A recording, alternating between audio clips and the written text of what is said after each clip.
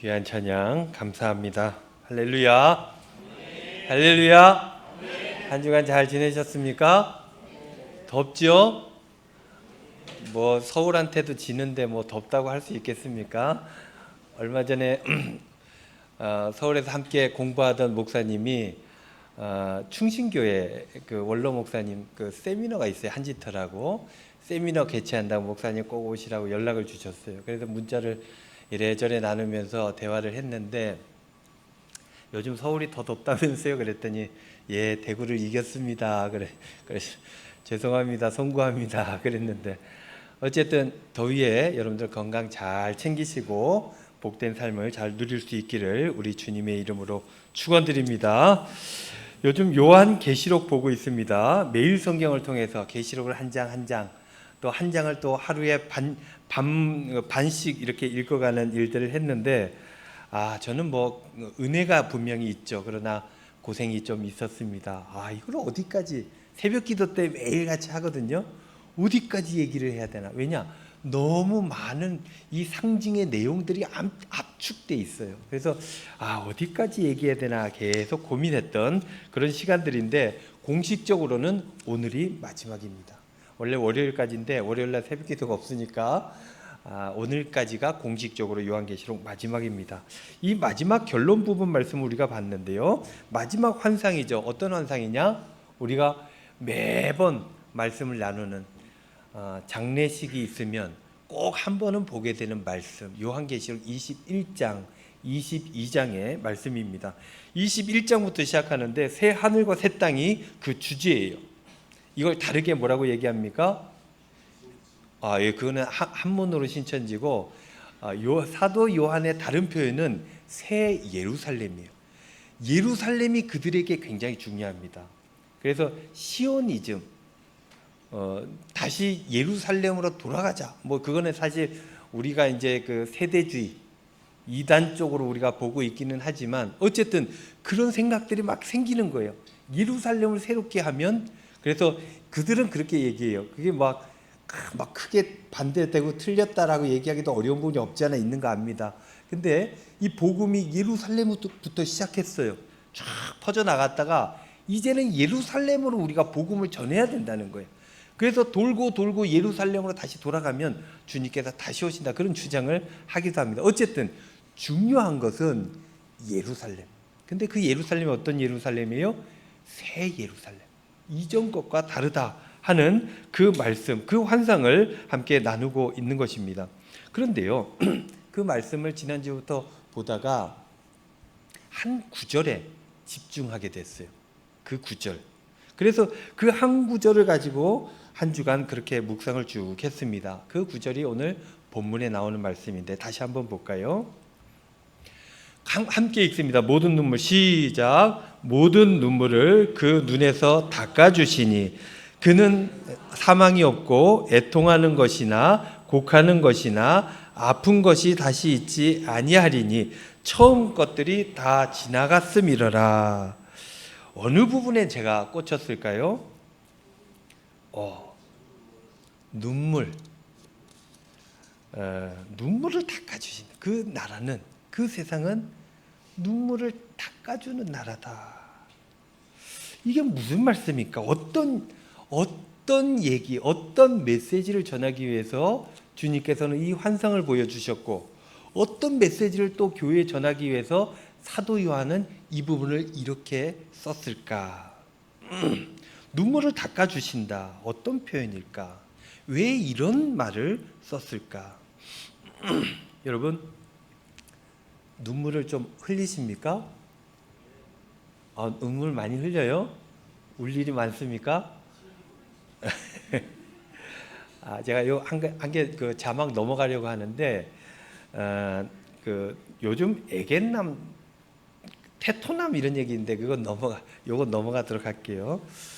남자들이요 중년이 되면 눈물이 많아진답니다. 근데 전통적인 세계관에서 남자들이 울면 됩니까 안 됩니까? 울면 안 돼요. 어린애가 울어요. 그건 당연한 거잖아요. 근데 예전에 뭐라고 혼냈어요? 남자가 고추 떨어진다. 못 울게 하는 거예요. 어릴 때부터 넌 남자니까. 근데 그 남자로서 그렇게 열심히 살다가 이게 중년이 되고 이러면 혼자 괜히 드라마 보다가 아내가 놀리죠. 우냐?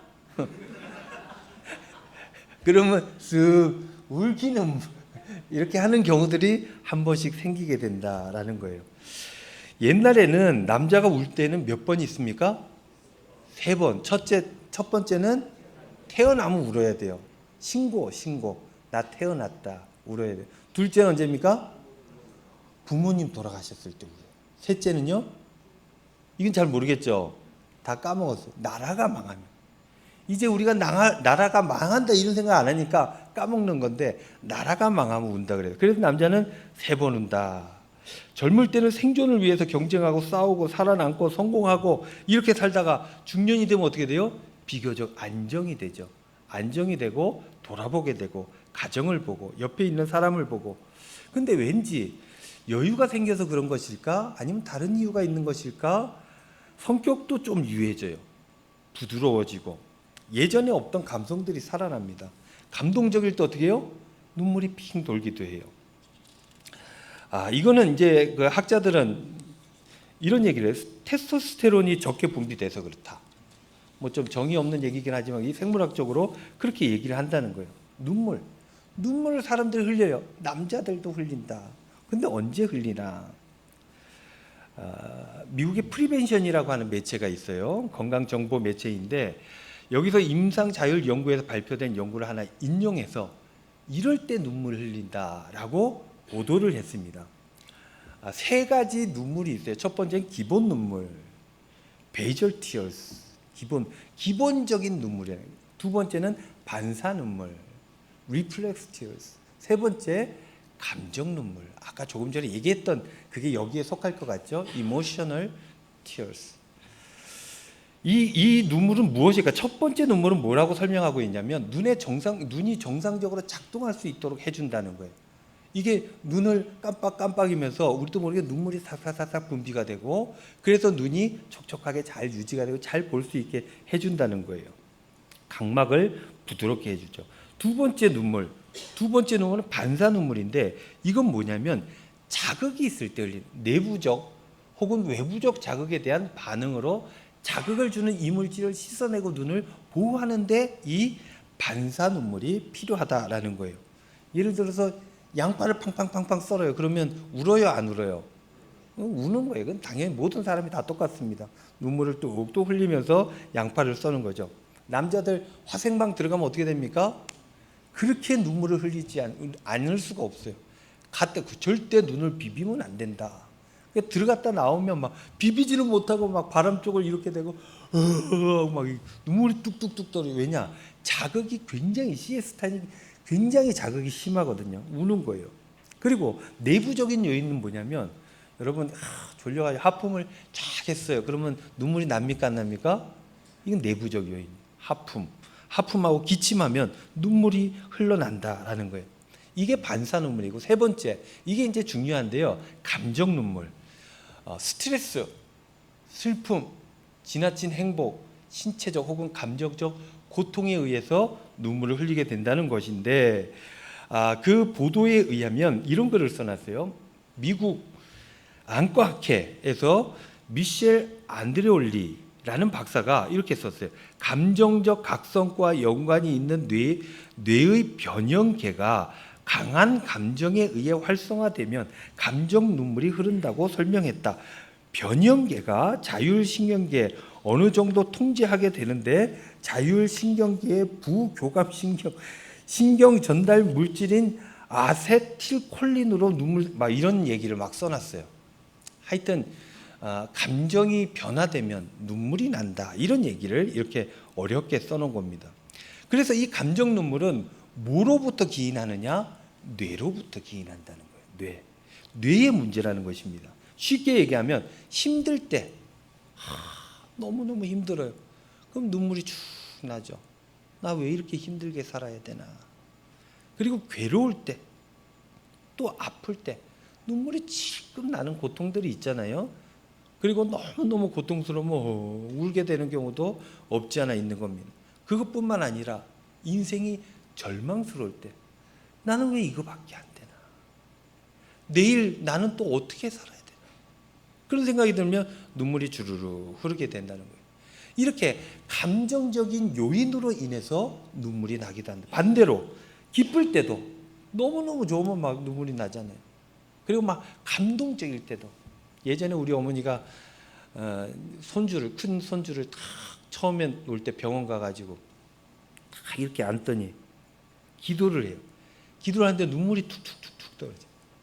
기쁘면 사람이 눈물을 흘리기도 하는 것이죠.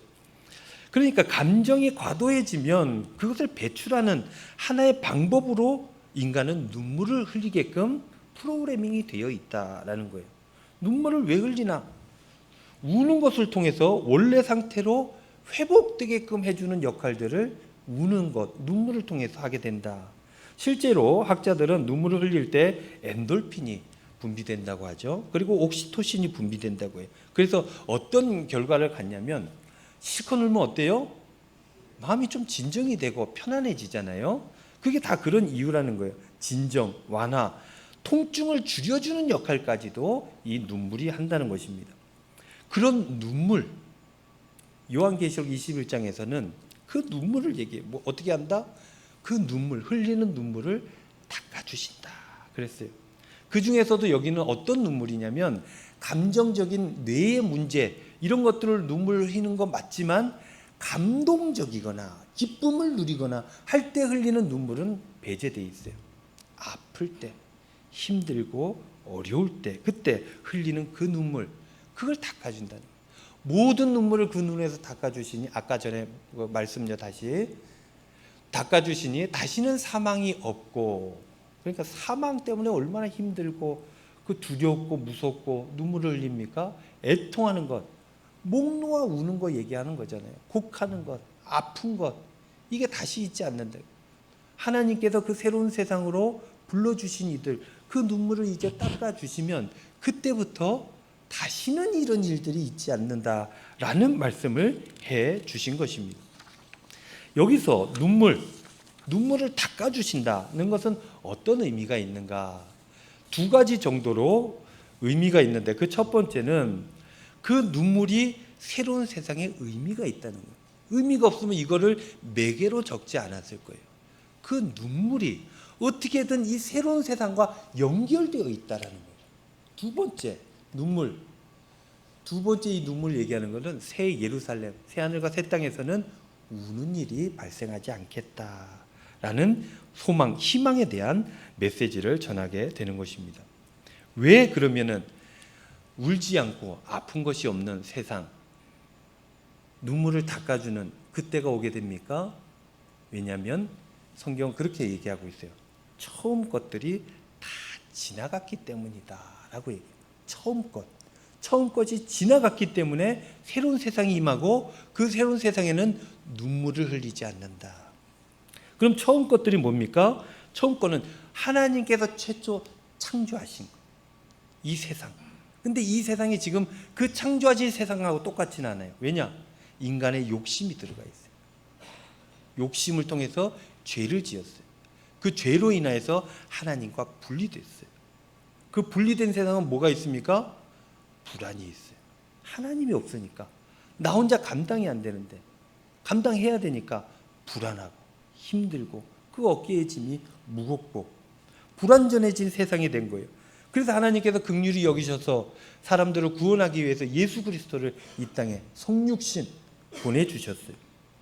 그래서 이 불완전한 세상에서 가능성으로 새롭게 나아갈 수 있는 길을 열어주신 거예요.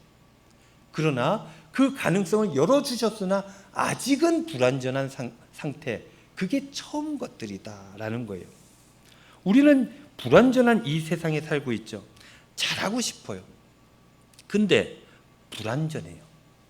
나는 완전하지가 않아요.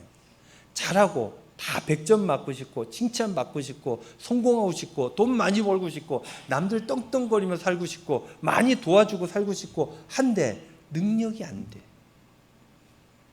나도 불완전할 뿐만 아니라 세상도 불합리해요. 열심히 일하는 만큼 얻는 게 하나님의 은혜예요. 왜냐? 그것만큼 못 얻어요. 뺏겨요. 어디에 없어지는지 모르겠어요. 세상은 불합리합니다. 그래서 애쓰고 수고하는 이들에게 뭐가 있어요? 아픔이 있어요.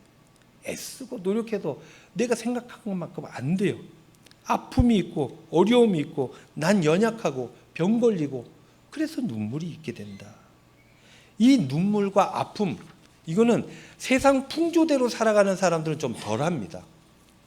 불완전한 세상에서 하나님 뜻대로 하나님 나라를 위해서 살겠다 마음을 먹고 애쓰는 사람은 더 아프고 더 눈물이 많게 돼 있어요. 그래서 세상 가치대로, 세상의 흐름대로 어느 노래 가사처럼 부초처럼 물 흐르는 대로 떠다니면 그런 사람들은 덜 힘들어요. 왜? 영혼이 없는 삶이에요. 그냥 시체처럼 살아가는 겁니다. 이리 흘러가면 이리 흔들리고 저리 흘러가면 저리 흔들리는 거예요. 뭐가 중요한지 뭐가 생명인지 모르고 그냥 남들처럼 살아가는 거예요. 제가 좋아하는 노래 중에 이런 노래가 있어요. 제목이 좀 긴데요. 거꾸로 강을 거스러 오르는, 그 남자분들은 다 노래방에서 한 번씩 불렀을 것 같은데 강산의 노래. 연어가 강을 거슬러서 막 올라가요. 왜 올라갑니까? 산란하려고. 올라가면 죽어요, 사실은. 올라가는 동안도 너무너무 힘들어요. 그러나 그들은 그 강물을 역행해서 올라간다는 거예요. 그 다음 죽지만 그들이 하는 이유가 있어요. 생명을 위해서. 그 생명을 낳음으로 인해서 영혼에 닿는 거예요. 그 다음이 있으니까 흐르는 물을 그래서 거슬러 올라가는 겁니다. 생명은 그런 거예요. 거스르는 겁니다. 저항하는 거예요. 제가 교회에서 마련해 준 차 안에 보면은 배지가 하나 이렇게 룸밀러 밑에 매달려 있어요. 늘 그걸 타면 보죠. 거기에 뭐라고 적혀 있냐면 슈파이어라고 하는 영어 알파벳으로 적혀 있고 그 위에 보면 성당이 하나 이렇게 그려져 있어요. 슈파이어 성당을 의미하는 것인데 그걸 지금 종교개혁지 갔다가 거기서 감동을 받고 샀어요. 그래서 그걸 지금까지도 간직하고 있는 것인데 1592년도 이제 종교개혁 시절이죠. 1592년도에 지금의 독일입니다. 슈파이어 성당 거기에서 그러니까는 지금의 국회 같은 것들이 열렸어요. 제국회의가 열리는데 거기에서 이것저것 결정하고 처단할 건 처단하고 세울 건 세우고 이런 일들을 했던 것입니다. 그런데 그곳에 제국회의가 열리는 카톨릭 결정에 소수 귀족들이 반대하는 일이 벌어졌어요. 반대하는 소수 귀족들을 보고 그 카톨릭 사제들이 뭐라 그랬냐면 저것들은 저항하는 것들이다 라고 그때 처음 이 단어를 쓰기 시작했대요. 그 성당에서. 그 말은 어디서 왔는지 찾아보면 라틴어에서 왔는데 프로테스타티오라고 하는 단어예요. 이 단어가 어떻게 우리에게 지금 쓰여지냐면 프로테스탄트. 옥스퍼드 사전에 프로테스탄트가 뭔가 찾아봤더니 이렇게 써놨어요. 16세기 종교개혁의 결과로 로마 카톨릭교에서 떨어져 나와 성립된 종교, 단체 및 그 분파의 총칭 또는 그 신도, 개신교 이렇게 써놨어요. 그러니까 개신교도들을 뭐라 그래요? 프로테스탄트라고 그래요. 그 뜻이 뭐예요? 저항하는 것들 이런 뜻이에요. 왜 그냥 있는 대로 살고 동전 헌금하면 똥 떨어지는 순간 그 베드로 성당 짓는 똥 떨어지는 그 소리가 나는 순간 연옥에서 우리 아버지 어머니가 천국으로 이동된다 믿어야지. 돈 내야지. 무식하게 살아야지. 말씀 안 보고 살아야지. 사제가 얘기하는 대로 살아야지. 그냥 그렇게 살아야지. 왜 자꾸 저항하냐 이거예요. 왜 자꾸 말씀을 보려고 하냐는 거예요. 왜 니네들이 하나님을 만나려고 하느냐. 그런 얘기를 한 거예요. 여러분, 우리는 저항하는 거예요. 태생 자체가 저항하는 사람들입니다. 하나님의 뜻이 무너지거나 사라지게 하는 그 모든 일들, 인간의 편리들, 욕심들 이런 것들에 저항하는 게 우리의 일이다. 그렇게 하나님 나라를 회복하는 게 우리의 일이다라는 거예요. 여러분, 죽은 것은 그냥 그대로 있어요. 그냥 그대로 있는 것들은 영적으로 죽은 것이라고 얘기하면 돼요. 반대로 생명이 있으면 어떻게 해요? 움직여요. 거스릅니다. 바람을 거스르고 물살을 거스르고 중력을 거스르고 그렇게 움직이면서 저항하면서 살아가는 거예요. 생명이 있으면. 저항하면 어떻게 돼요? 저항이 생깁니다. 올바로 살기 위해서는 저항이 생겨요. 그래서 아픈 거예요.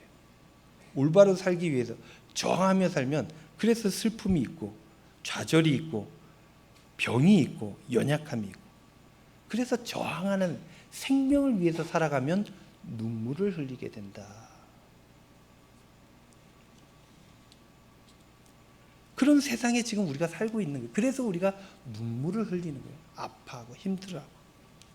이 처음 세상에 살고 있는 거예요. 근데 이 처음 세상이 지나갈 때가 있다는 것입니다. 그때 새로운 세상을 만나게 되는데 그때 눈물을 닦아주신다 그랬어요. 눈물을 흘리는 일 여러분들 있으십니까? 하나님 나라를 위해, 하나님의 뜻을 위해, 생명을 위해, 주님의 몸된 교회를 위해 여러분들 수고하고 애를 쓰고 있습니까? 주님께 받은 은혜가 너무 커서 뭐라도 해드리고 싶은데 가진 게 적어서 할 수 있는 게 없어서 신앙이 약해서 잘 못하고 잘하고 싶은데 잘 안 돼서 주님께 미안하고 미안함에 마음에 고난이 생기고 그렇게 눈물을 흘리십니까? 말씀대로 살려고 노력하지는 주일 성수하려고 목숨을 거는 사람들이 있었는데 복음 전도하려고 성화의 삶을 살아가려고 헌신하고 봉사하려고 노력하지만 잘 됩니까? 잘 안 돼요. 돌아보면 아파요. 잘 해야 되는데 그래서 눈물을 흘리고 하나님 도와달라고 더 큰 믿음을 달라고 하나님 나라를 온전히 꿈꾸고 그렇게 살아가게 해달라고 그렇게 눈물을 흘리는 거예요. 근데 여러분 눈물을 흘리는 거 세상에서는 실패하고 진 사람들 루저가 그런다 그러는데 그렇지 않습니다. 이게 당연한 거예요. 눈물을 흘리는 건 문제가 아닙니다. 실패가 아닙니다. 처음 세상에서는 당연한 일이고 문제가 없이 눈물을 흘리지 않고 그냥 지 편한 대로 살아가는 것 이게 오히려 문제다라는 거예요. 마태복음 5장에 보면은 산상수훈 복 있는 사람에 대한 말씀이 나와요. 5장 4절 말씀에 보면 애통하는 자는 복이 있나니 애통하는 자가 복이 있다는 거예요. 그들이 위로받는다는 것입니다. 위로는 애통하는 자들이 받는다. 6절 말씀 의에 줄이고 목마른 자들 의롭게 살아가려고 애쓰고 노력하는 사람들 그런 사람들 복이 있다. 배부르게 될 것이다. 10절 의를 위해 박해를 받는 자는 복이 있나니 천국이 그들의 것이다.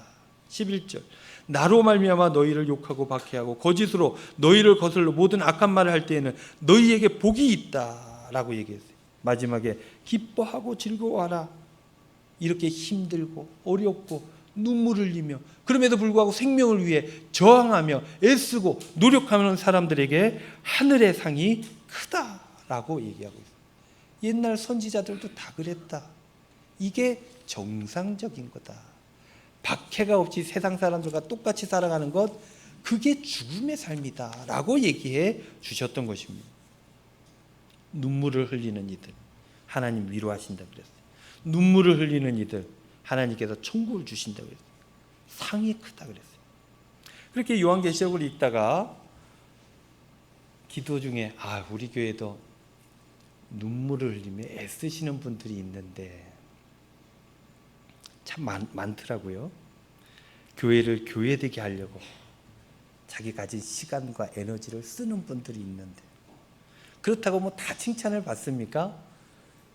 애쓰는데 욕먹는 경우도 얼마나 많습니까? 그래도 주님을 위해서 애쓰고 노력하는 사람들이 많이 있더라고요.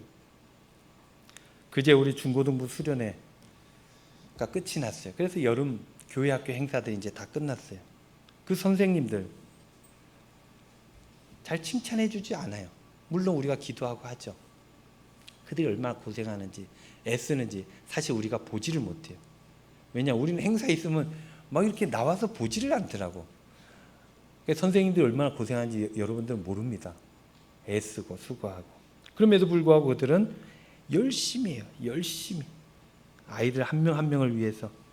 어떤 분들은 더운데 그 한 영혼이라도 만나보겠다고 학교에 또 전도하러 가고 아이들 월차 내가지고 아이들하고 시간 같이 보내고 말씀 나누고 기도하고 비전을 나누고 우리가 예배 드리잖아요. 이 예배도 그냥 되는 게 아닙니다. 기도 준비하시는 분이 있고, 찬양을 준비하시는 분이 있고, 예배 부장 이하 예배 위원들, 그리고 안내 위원들 미리미리 기도로 준비하고 나와서 잘 감당하고, 또 예배 때마다 세가족 관련 업무들 불꽃 같은 눈동자로 찾아보고, 필요한 거 있으면 담임 목사한테 신속히 또 보고해주고, 예배가 잘 되도록 애쓰고, 방송 감당하는 분 미리미리 나와서 체크하고 들어보고 되나 안 되나 PPT 만들고 또 점검하고 돌리고 음악 체크하고, 덥나 춥나 계속 보고 온도 체크하고, 어떤 분들은 이 예배 드리기 1시간 전 그 일찍 오셔가지고 청소하고 쓸고 닦고, 그 주일날 다 안 되니까 평일날 오시고 밤에 퇴근하고 오시고, 이렇게 예배당에 있으면 밤에 있으면 어떤 발자국 소리가 들려요. 그래서 쓱 가보면 불이 켜져 있어요. 쓸고 닦고, 2층도 본당도 화장실도. 여러분들 우리 교회 화장실 깨끗하잖아요.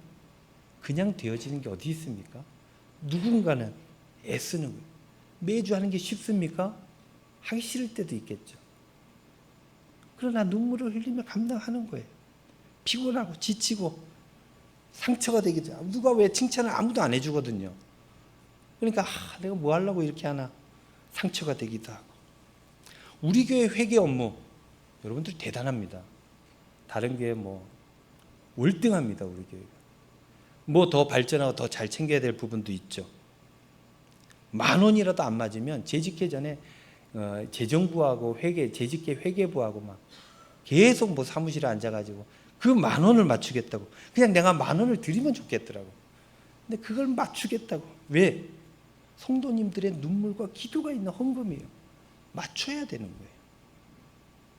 얼마나 신경을 씁니까? 그래도 맡겨진 일들 최선을 다하여, 마음이 힘들어도 감당에 벅차도 그럼에도 불구하고 눈물을 흘리며 하는 거예요. 예배도 그래요. 예배 드리는 것도 그렇습니다. 예배 드리는 것도 이게 쉬운 일이 아니죠. 매주 예배 우리 교회는 잘 안 드립니다. 한 달에 한 2번 나가야지, 한 달에 한 번 나가야지, 이런 성도들이 한 3분의 1가량 돼요. 안 나오시는 분들이 3분의 1가량 돼요. 예배, 공예배 다 드리는 게 쉽지 않아요. 그러나 교회가 예배 공동체 아닙니까? 주일 성수 안 하면 존재 자체가 안 돼요. 근데 그게 가능하도록 나오는 거예요. 왜냐? 나와야 되거든. 예배 드려야 되거든. 그리고 교회를 위해서 이건 내가 헌신해야 되겠다 마음을 먹었거든요. 수요 기도에도 그래서 애를 쓰는 거예요. 요번 주 수요 기도에 말씀 전하는데 한 3분의 1이 주무시더라고요. 얼마나 피곤합니까? 더운데 밖에서 일하고. 그래도 내가 예배 자리 지키겠다 와가지고. 그럼 마음이 짠합니다. 빨리 내가 설교를 끝내야지, 이런 생각들이 딱 들죠. 그 자리를 지키는 사람들이 있는 거예요. 그리고 우리 항존 직분자들은 그 예배를 지키기 위해서 얼마나 다른 성도님들 다 잘하시지만 항존 직분자들은 이게 또 의무잖아요. 그러니까 최선을 다합니다. 바빠도 어디 가도 예배 자리 맞춰서 돌아오려고 화석도 하고, 안 되면은 담임 목사께 문자는 도저히 오늘은 안 되겠습니다. 일이 맞춰지지 않습니다. 차가 막혀가지고 시간 못 맞추겠습니다. 문자가 오시는 분들이 있다는 거예요. 다 그 의무, 그걸 잘 감당하려고 해요. 근데 잘 됩니까? 안 돼요. 잘하고 싶어. 하나님께 예배라도 온전히 잘 드리고 싶은데 그게 안 돼요. 나한테 지기도 하고, 내가 좀 편안하기 위해서 애쓰고. 새벽기도, 우리 교회 새벽기도 지킴이가 있습니다. 30분 전에 와가지고 다 세팅을. 쉽습니까? 어렵죠. 이번 주에 또 토요일날 삼계탕 데이라고 또 어르신들 모셔야 된답니다. 쉽겠습니까? 닭 한 마리 끓여내는 게 어렵죠. 교회를 알리기 위해서 필요한 거 알죠. 긍정적으로 알리기 위해서 헌신해야 되는 거 알죠. 어르신들 잘 섬기는 거 주님의 뜻이라는 거 알죠. 주님의 몸된 교회를 위해, 생명을 위해서 헌신하고 봉사하는 공동체가 되어야 되는 거 알죠. 근데 일은 쉽지 않아요. 어렵습니다. 그런 얘기가 있대요. 못하겠다. 내년에는 안 할란다. 이런 얘기하면서 막 눈물을 흘리면서 하는 거예요. 또 야외 예배 준비하시더라고요. 예배부에서. 더운 때 간다. 평일날 간다. 뭐 한다. 교회를 위해서 잘 하겠다는데 문제 얘기도 많고, 애쓰는 사람 애쓰고 답사 갔다 오고 계획 짜고 사람 모으고, 이런 사람은 된다 안 된다 좋다 나쁘다. 그래도 어떻게 해요? 눈물을 흘리면서 또 감당하는 거예요. 왜? 정책 당일 때 교회가 정한 거예요. 그리고 업무를 맡긴 거예요. 예산을 편성한 거예요. 그래서 하는 거예요. 그러나 힘이 들다라는 겁니다. 노력한다고 다 잘 되면 좋은데 안 돼요. 분명히 문제가 생깁니다. 근데 왜 눈물을 흘리면서 감당합니까? 해야 되니까. 주님께서 맡겨주셨으니까. 또 내가 어떻게든 하고 싶으니까. 하고 싶은데 안 되면 어떻게 돼요? 속상하죠. 힘듭니다. 근데 여러분 요한계시록에 보면 참 감사한 것이, 네가 얼마나 잘했나 보자 한마디도 없습니다. 눈물을 흘렸냐 안 흘렸냐. 그러니까 바꾸어 얘기하면 애를 썼냐 그렇지 않느냐, 이게 중요하다는 거예요. 많이 하는 것, 잘하는 것, 이게 중요한 게 아니에요. 못하면 못하는 대로 애를 썼느냐 안 썼느냐. 애를 쓰는 이들은 감사함으로 뭐든 하려고 또 해내려고 애쓰는 이들이 있다는 거예요. 그 이들이 요한계시록 20장에 나오는 생명책에, 오늘 장로님 기도하신 생명책에 기록된다. 말씀을 정리하겠습니다. 애쓰는 것, 그게 중요합니다. 잘하는 게 여러분들 중요하다고 생각하겠지만 애쓰는 게 중요해요. 눈물을 흘리는 그 일들 감당하는 게 중요하다라는 것입니다. 왜 중요합니까? 새로운 세상에는 이게 있어야 들어갈 수 있다는 거예요. 애씀. 그래서 모든 눈물을 주님께서 닦아주신다 그랬어요.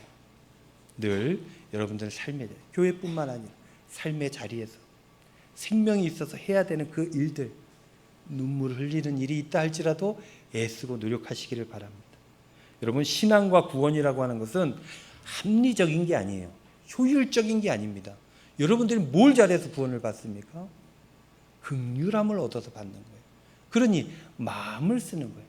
애를 쓰는 겁니다. 그러면 주님께서 뭐라 그래요? 그만하면 됐다. 고맙다. 함께하자. 새로운 나라에 가자. 인도해 주실 줄로 믿습니다. 한 주간 살아갈 때 이 말씀으로 힘있게 강건하게 살아가시는 저와 여러분들 다 되시기를 우리 주님의 이름으로 축원드립니다.